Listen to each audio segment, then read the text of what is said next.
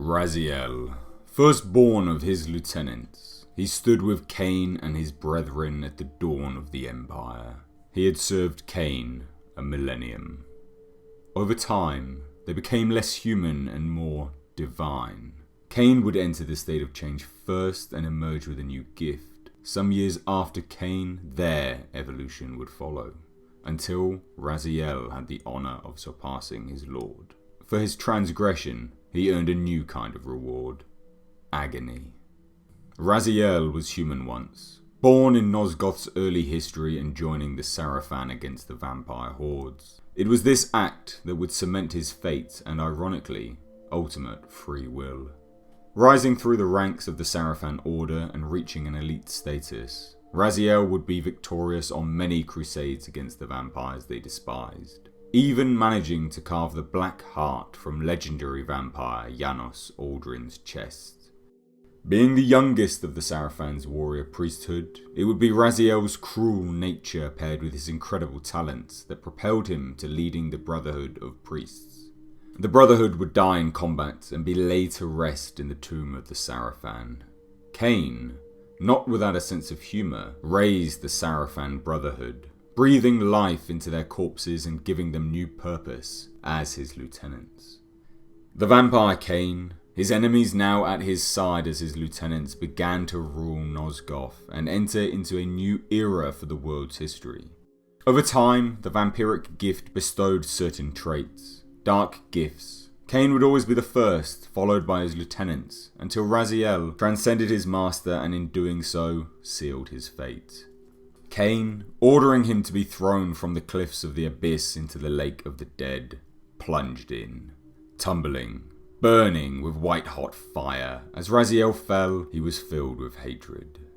Raziel was not dead though, and the Elder God breathed new life into him once more. With this action, the Elder God removed Raziel from the Wheel of Fate's grasp, granting him free will and the chance to fulfill his destiny.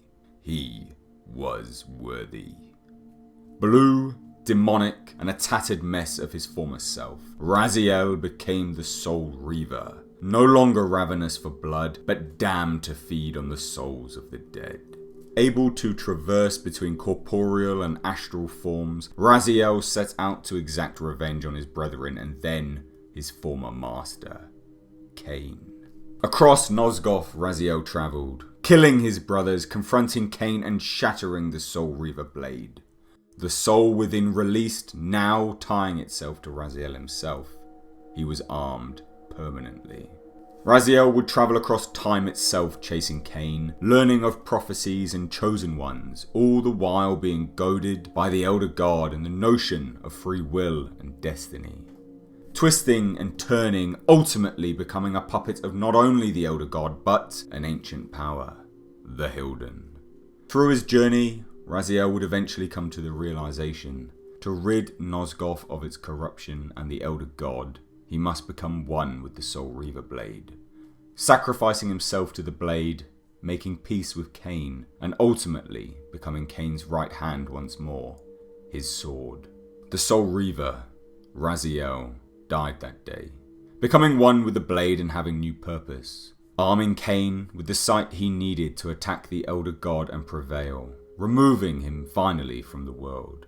So I always loved the Legacy of Cain games. Although my favourite character is Cain, Raziel played an incredible part to the story, and his fate intertwining with Cain's made an incredible series of games. The voice acting was something out of this world, and the story was rich, detailed and deep. The gameplay itself immersive, and the characters instant classics in my eyes. Although I'd not classify myself as a gamer now, I religiously played these games 10 times over and then some. If you haven't heard of the Soul Reaver series, then I seriously encourage you to pick them up somehow, or at least check out some playthroughs on YouTube. If you have heard about them though, what did you think? Was Raziel's death a fitting ending to such an extraordinary character? Personally for me, I thought it was a beautiful ending. Cain and Raziel no longer enemies, and with Raziel's final act, he would free Cain of the corruption he needed to move forward as the true scion of balance. But I'd be keen to hear your thoughts, so please drop them down below in the comment section. And if you did enjoy this video and you want to see some more in the Nosgoth universe and others just like it, then hit the like and subscribe button, as it does help the channel out. I've been Mr. H, and until next time, I'll catch you in the comments section.